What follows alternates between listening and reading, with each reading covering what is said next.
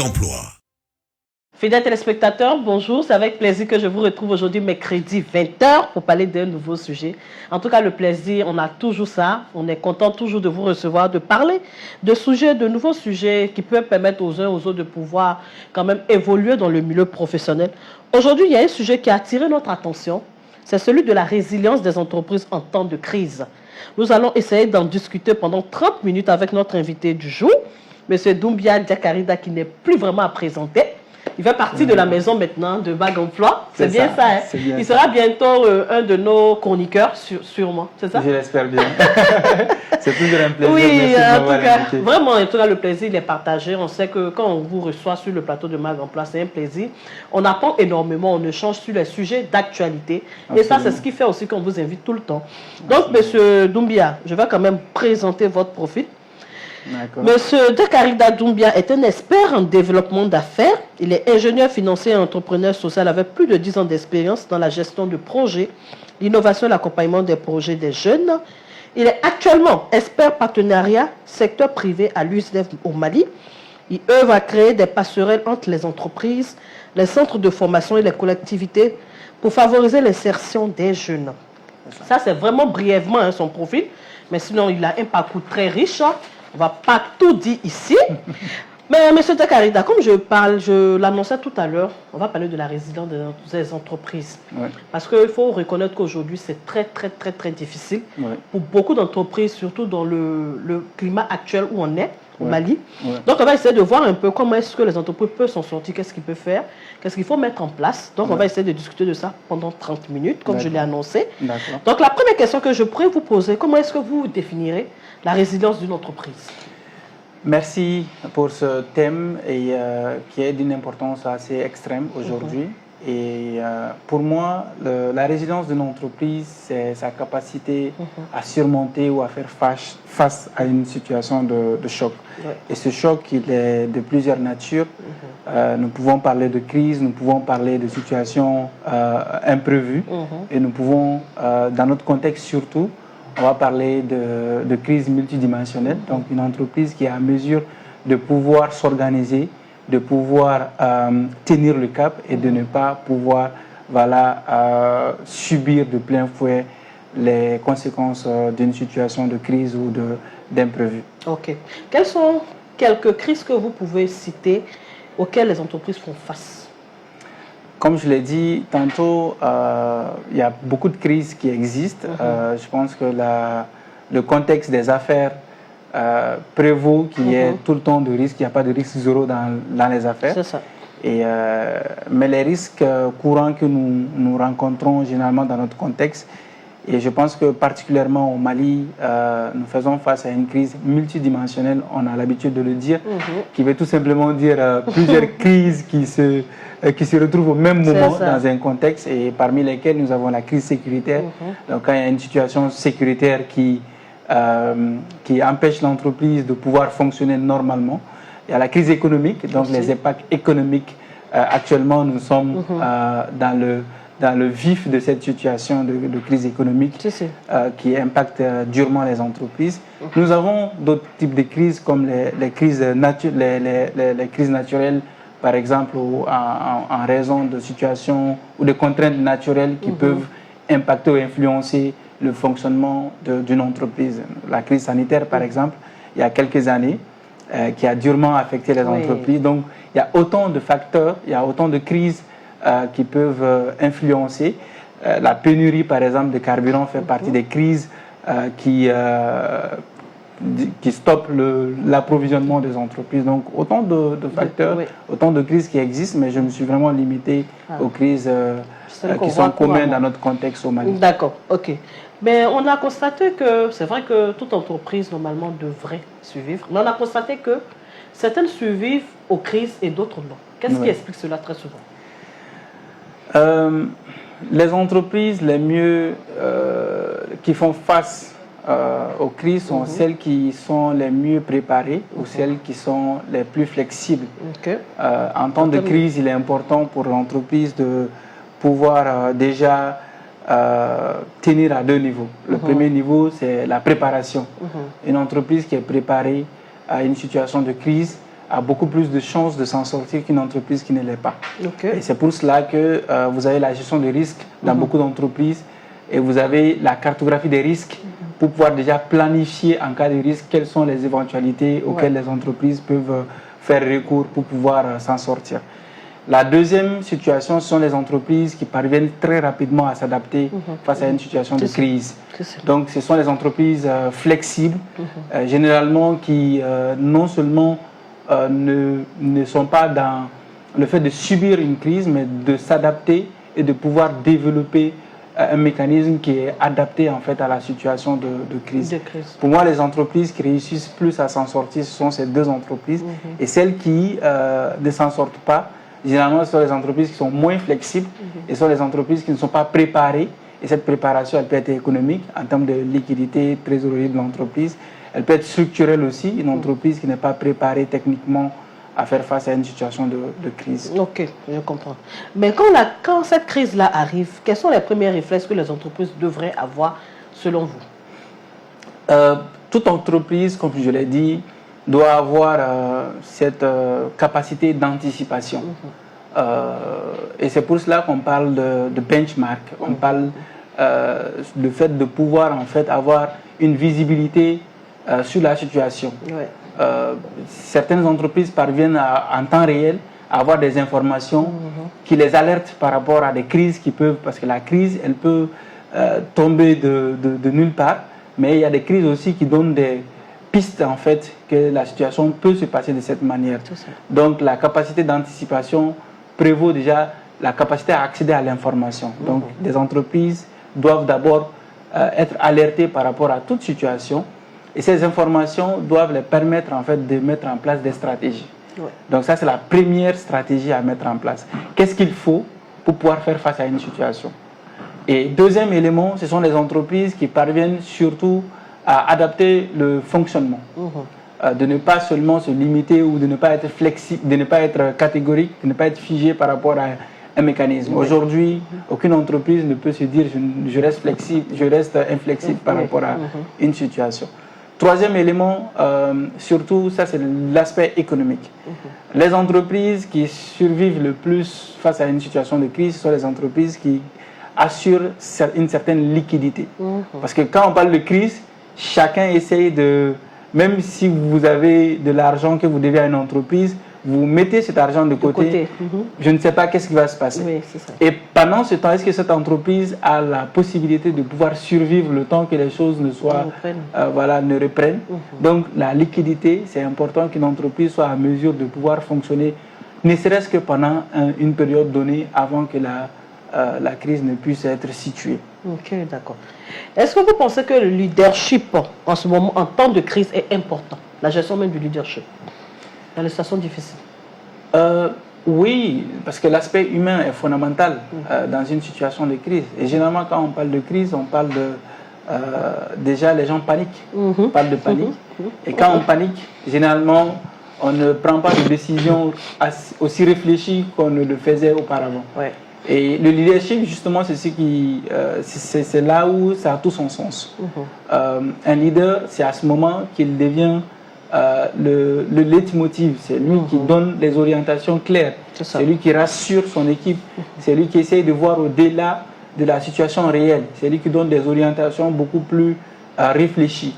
Donc le leadership, à mon avis, a un rôle assez capital dans la gestion de crise. Rassurer dans un premier temps l'équipe par rapport à la situation et dans un second temps surtout de pouvoir avoir une vision beaucoup plus structurée. Un exemple que je peux rapidement citer d'un entrepreneur que j'ai beaucoup aimé pendant la période de pénurie de carburant il y a pas longtemps au Mali. Il disait que l'entrepreneur lui-même garait sa voiture et prenait le temps d'aller chercher du carburant pour son équipe afin que son équipe puisse aller sur le terrain. Et non seulement ça donne une certaine image de leader vis-à-vis de ses collaborateurs qui ne vont pas traîner parce que tout simplement il n'y a pas de carburant, il n'y a plus d'excuses. Si le chef lui-même déjà montre la voie, ça permet à l'équipe de suivre déjà ce pas. Dans un second temps, ça a permis à l'entreprise de se repositionner parce que beaucoup d'entreprises à l'époque avaient arrêté de travailler parce qu'il n'y avait pas de carburant. Mais lui, Au contraire, il est parvenu à se repositionner, à avoir plus de confiance de la part de ses clients, de ses partenaires, en se disant, mais malgré la crise, cette entreprise a pu fonctionner, à continuer ses activités et à honorer ses engagements. Oui, c'est ça. OK. En quoi est-ce que la gestion financière influence la capacité de résilience d'une entreprise? Comme le disent les Américains, money is king. L'argent, c'est le roi. Aujourd'hui, aucune entreprise ne pourrait réellement survivre sans liquidité. Donc, c'est important pour l'entreprise de pouvoir déjà faire cette analyse financière qui fait partie des premières analyses à faire quand on est dans une situation de crise. Oui. Pendant combien de temps notre entreprise peut, de façon indépendante, continuer de survivre. Dans un second temps, comment est-ce que nous pouvons déjà garantir des rentrées d'argent, comment nous pouvons garantir le fonctionnement normal de l'entreprise et comment nous pouvons assurer qu'il n'y ait pas de rupture pour X ou Y raison. Donc ça optimise la finance de l'entreprise, et toute finance qui est optimisée au sein de l'entreprise, c'est une entreprise qui est viable, c'est une entreprise qui se porte bien et c'est une entreprise qui est à mesure de pouvoir faire face à des éventualités. On sait que pendant la période de crise, c'est difficile pour tout le monde, que ce soit pour l'employeur et pour les employés. Mais comment est-ce que l'employeur peut arriver à maintenir la motivation de ses employés durant la crise? Bonne question. Il faut reconnaître que autant pour les salariés, c'est compliqué, autant pour l'entrepreneur lui-même, c'est compliqué. Mais à un moment donné, il faudrait que quelqu'un puisse déjà montrer la voie. Et généralement, c'est l'entrepreneur qui est à même de pouvoir donner cette orientation à son équipe. Et motiver son équipe, déjà, commence par les rassurer par rapport à la situation. La crise, oui, mais généralement, quand on est préparé à faire face à une situation de crise, on est plus motivé que quand on n'est pas préparé. La crise affecte généralement ceux qui ne sont pas préparés. Et c'est pourquoi c'est important déjà de rassurer l'équipe, de pouvoir donner des orientations beaucoup plus claires, d'avoir une stratégie de sortie de crise. Il n'y a aucune situation où il n'y a pas de solution. Il n'y a pas de situation au sein d'une entreprise où il n'y a pas de mécanisme, il n'y a pas d'orientation qu'on peut donner. Et la plus belle manière de pouvoir rassurer son équipe, c'est de dire comment est-ce que nous allons nous en sortir face à une telle situation. Quels sont les moyens que nous avons et comment est-ce que nous pouvons y arriver. Et cela, ça engage déjà l'équipe. Et quand l'équipe est engagée, les orientations sont données, la stratégie est définie et c'est plus facile à ce moment de pouvoir trouver les voies et moyens pour pouvoir sortir de la situation de crise. Est-ce que vous pensez que la communication, qu'elle soit interne ou externe, joue un rôle important durant la crise? Les deux, oui. Surtout la communication externe. Elle est très très importante parce que c'est celle qui affecte le plus les collaborateurs. Je pense qu'on n'est pas encore sorti totalement, mais on vient de frôler une crise de pénurie de carburant.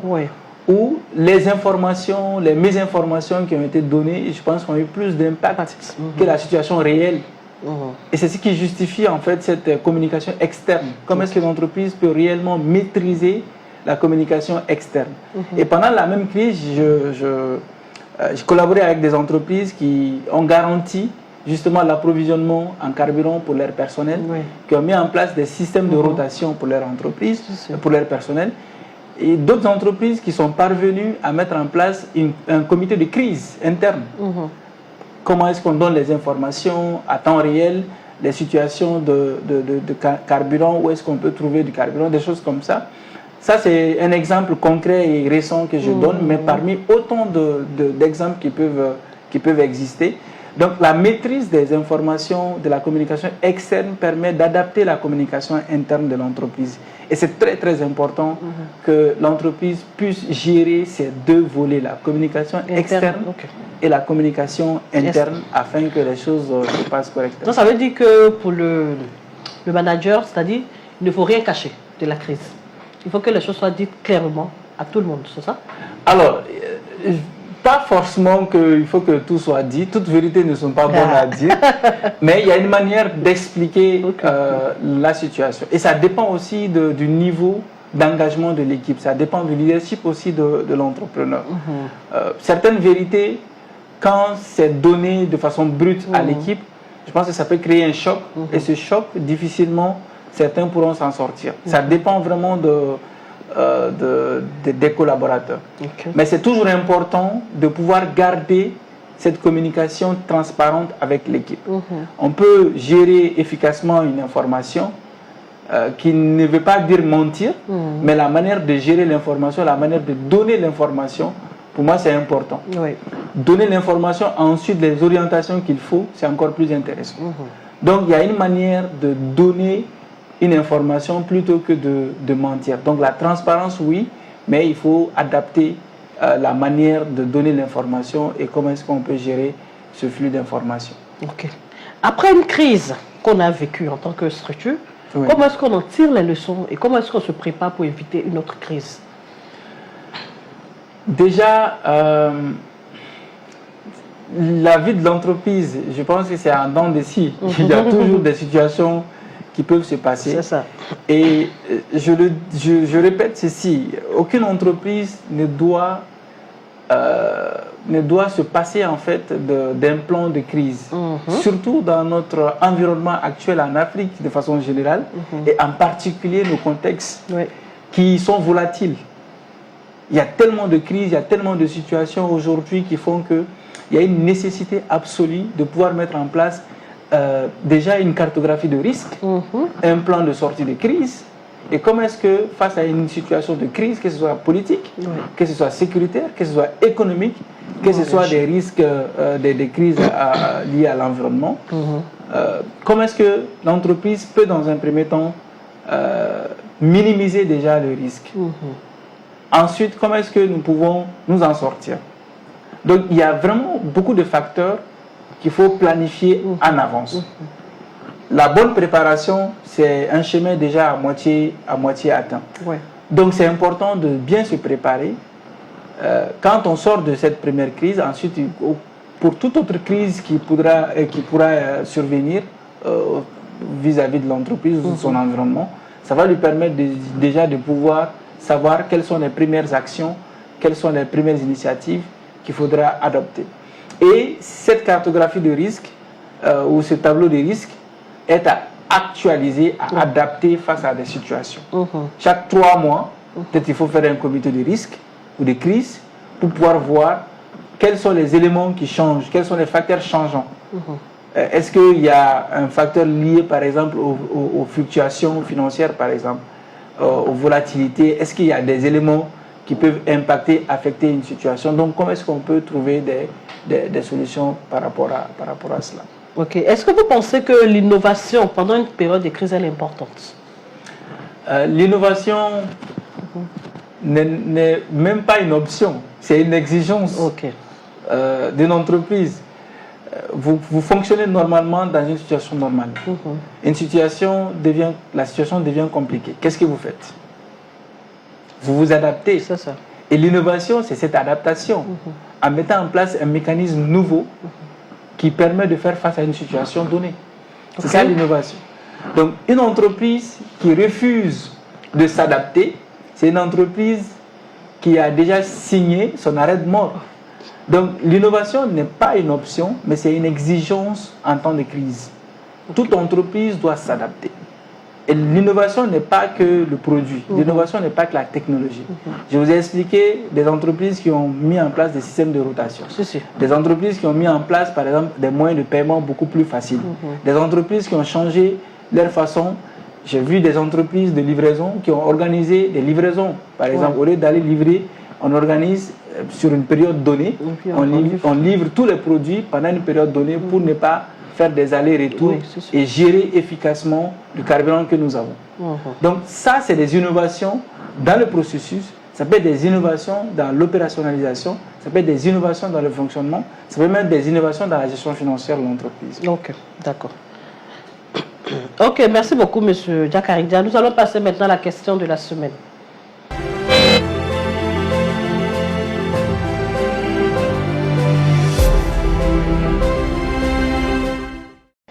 Ok, monsieur Jakarida, nous avons la question de la semaine qui a été posée par Mamadou Simaga. D'accord. Il est détenteur d'un master en management de gestion. Il pose la question de savoir quel est l'impact de l'environnement économique local sur la capacité de résilience des entreprises. D'accord. Merci pour la question. Tout environnement qui se porte bien économiquement soutient durablement les entreprises. Et généralement, les entreprises, ce sont le bras économique d'un environnement. Et quand l'économie ne se porte pas bien, ça joue directement sur l'entreprise. Donc l'impact est réel, le choc est plus difficile à supporter pour l'entreprise. Et quand on parle d'environnement économique, on parle des banques par exemple, aujourd'hui qui sont en souffrance en termes de remboursement des entreprises parce que tout simplement les entreprises se plaignent de la situation de crise. Et quand les entreprises ne remboursent pas, les banques auront des difficultés à pouvoir accorder d'autres crédits à d'autres entreprises. Donc, vous voyez, l'impact de l'environnement est directement lié à la capacité d'une entreprise à faire face à une situation de crise. Et plus l'entreprise parvient à rembourser, plus les banques auront la possibilité d'accorder d'autres crédits. Et c'est pour cela qu'il y a un mécanisme au niveau de la Banque centrale qui... surtout le taux directeur de la Banque centrale, qui est un mécanisme qui permet de pouvoir améliorer l'environnement dans une situation de crise. Et la récente décision de la Banque centrale de pouvoir réduire le taux directeur à 3%, par exemple, c'est pour pouvoir faciliter l'accès au crédit des entreprises. Donc c'est un environnement qui est favorisé et qui permet aux entreprises de facilement accéder au crédit. C'est vraiment pour aider les entrepreneurs. Les aider, voilà, à faire face à la situation de crise. D'accord. Ok, c'est bien noté, monsieur Jakarida. Nous allons passer maintenant à l'instant Malibara avec Aïssata Keita.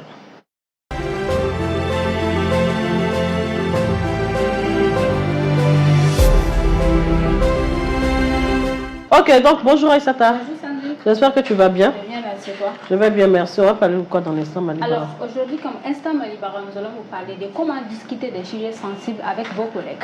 La première des astuces, soyez diplomate. Avant toute chose, il faut faire preuve de diplomatie, notamment si ce que vous avez à dire peut heurter ou blesser la sensibilité de votre interlocuteur.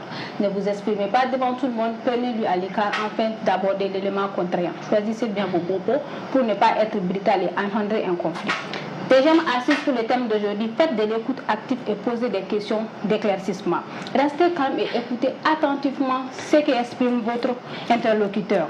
Montrez-lui que vous l'écoutez et que vous le comprenez en hochant la tête ou encore en résumant ce qu'il vient d'annoncer comme propos. Vous pouvez également résumer ce que vous venez d'entendre pour vous rassurer que vous avez complètement et parfaitement compris ce qu'il vient de dire. Troisième assise pour le thème d'aujourd'hui, encouragez la personne à participer au débat. Invitez votre collègue à donner son point de vue sur la question. Vous saurez ainsi comment est-ce qu'il envisage la situation et vous pourrez répondre en conséquence. Faites-le également participer à la recherche de solutions. Les gens sont plus susceptibles d'accepter et de respecter les décisions auxquelles leurs avis ont été prises en compte. Dernière assise pour le thème d'aujourd'hui, acceptez et respectez le choix de votre interlocuteur.